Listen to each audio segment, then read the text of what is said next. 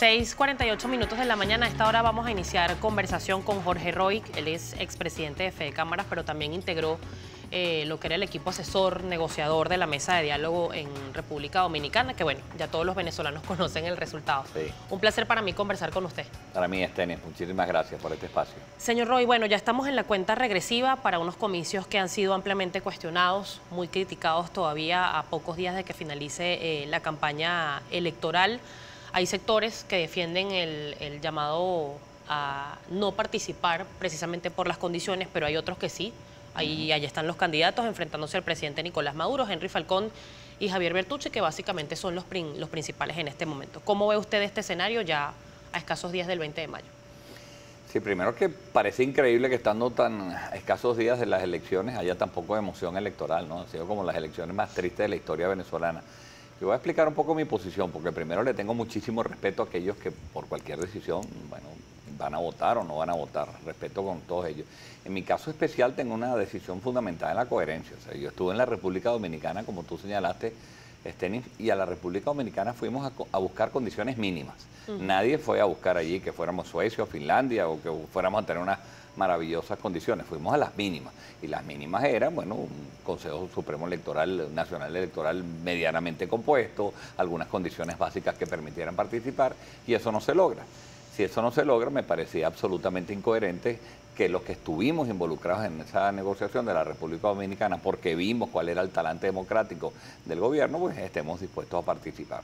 Por otro lado, hay algunos que quieren participar, que le señalan a los que no quieren participar cuál es tu estrategia, que es un poco donde estamos trancados.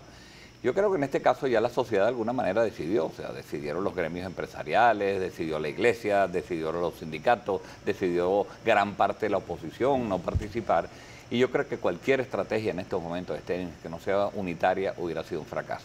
En estos momentos ya no hay esa vuelta atrás de que qué pasaría si la gente sale a votar. La gente no va a votar de alguna manera porque la sociedad ha dicho que no se vote. Y está en la mayoría diciendo que este es un proceso electoral viciado, un proceso con muchísimas complicaciones, con lo cual ya la victoria de cualquiera que se presente es bastante compleja. Así, en mi situación ahora es, yo particularmente, yo no voy a votar, pero respeto mucho al que lo quiera hacer.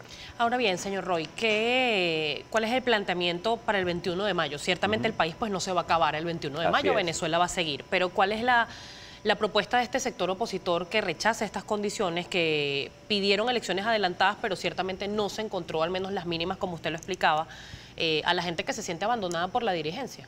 Sí, la verdad es que creo que la oposición ha sido muy mala comunicando, o sea, vamos a estar claros, o sea, esto tenía que haber sido una ruta electoral comunicada y una vez más la oposición ha tenido entre sus múltiples deficiencias está precisamente la comunicación, que no ha sido nada claro. Pero más allá de eso, que la ruta en la que uno entiende es primero deslegitimar el proceso, que es lo fundamental, que la gente sepa que esto no es un proceso electoral, esto es un fraude, ya cantado. Y eso es un término que funcionaría en tanto y cuando la gente votara lo menos posible. En segundo término, como tú señalas, el 21 no se acaba, entonces hay que seguir eligiendo y reclamando condiciones justas. Primero, que la comunidad internacional está haciendo un trabajo, pero quien está haciendo más el trabajo lo está haciendo la hiperinflación en la economía del país. Ellos se van a encargar de que aquí haya unas rupturas internas que deberían ser provocadas por la oposición también, para que el poder dominante de alguna manera tenga alguna ruptura y de alguna manera se convoque a un proceso electoral nuevo, a que se exijan condiciones electorales. Y lo que sí me preocupa a mí, Tenis, es que nadie le pregunta a los que están participando cuál es tu agenda. Todo el mundo le pregunta a los que no están participando cuál es tu agenda.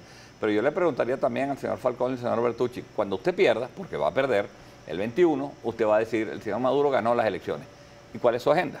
Su agenda es quedarse con una oposición dividida, partida, que ustedes partieron en contra del país, en contra de la iglesia, en contra de la comunidad internacional.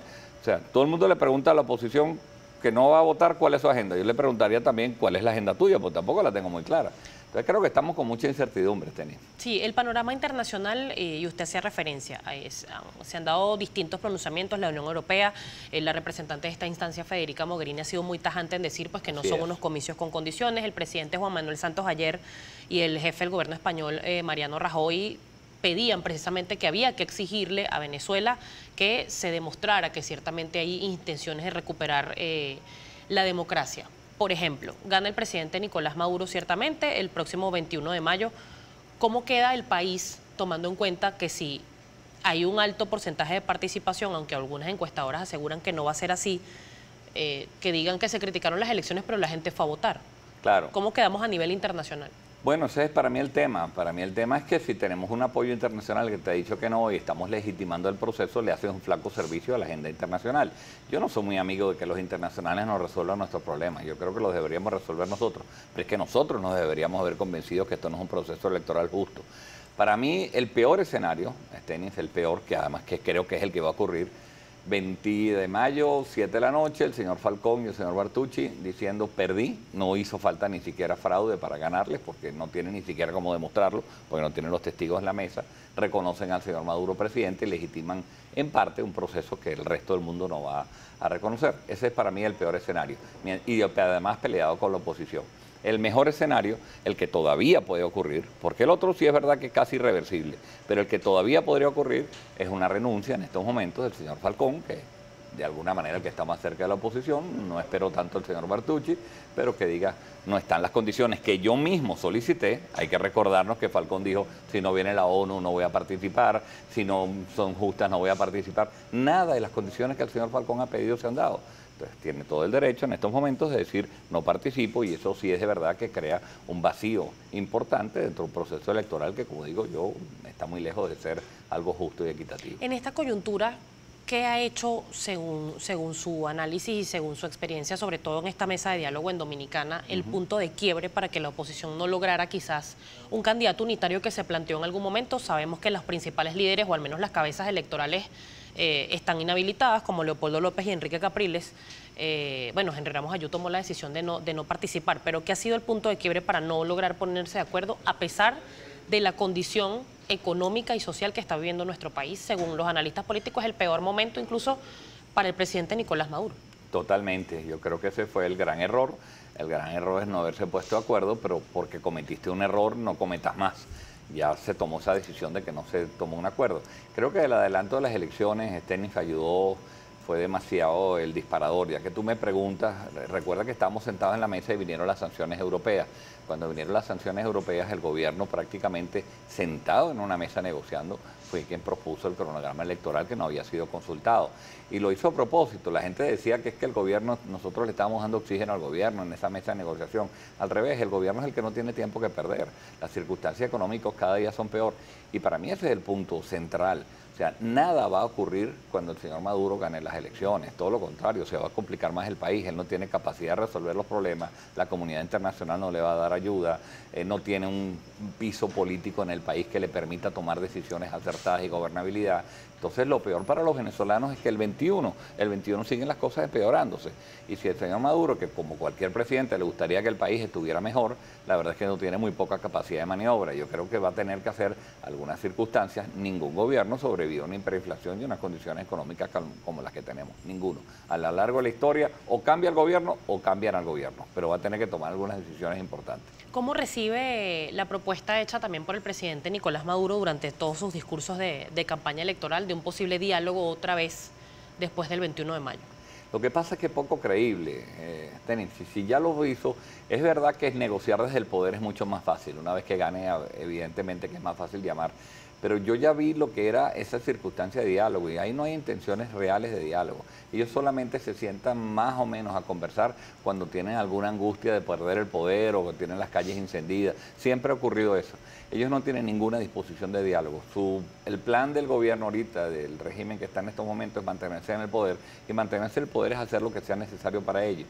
Y eso es una agenda muy perversa. Entonces yo no creo mucho en la capacidad de diálogo de este gobierno, que hasta ahora no la ha demostrado. Yo estaba involucrado en los diálogos de la paz, estuve involucrado en los diálogos de la República Dominicana. Si alguien ha estado de testigo de cuál es el proceso de diálogo de este país, he sido yo, y la verdad es que quiero decirte que hay muy poca intención de verdad. Para que dialogues tenemos que estar los dos convencidos de que los dos tenemos que ceder algo. Yo creo que el gobierno no quiere ceder en casi nada. ¿Se sigue apostando desde la oposición por el escenario electoral, por la salida electoral? Siempre. Yo creo que es la que hay que apostar. Hay que apostar siempre a la negociación y siempre hay que apostar al escenario electoral. Yo no veo otra forma de salir.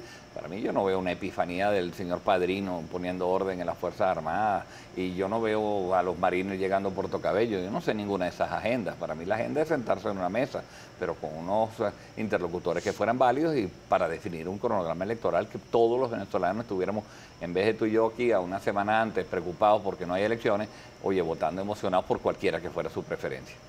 Señor Roy, en este momento, en este escenario país y además con lo fragmentada que está la oposición, ¿cómo cree usted que se puede llevar una ruta de reinstitucionalizar el país?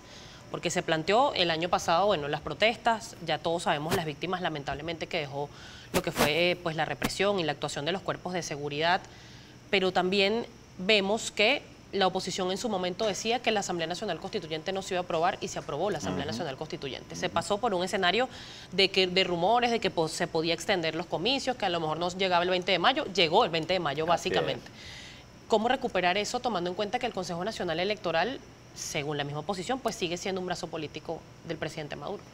Sí, no vaya, tú te comes las luces todas las veces que puedas hasta que un día te agarren. O sea, este gobierno en estos momentos no es solamente que es un forajido en materia democrática. Yo vengo de la OIT, como tú sabes, y se le acaban de poner las sanciones más altas que tiene la OIT, que es la Comisión de Investigación o Comisión de Encuesta. Entonces eres un gobierno que tampoco respeta los derechos laborales.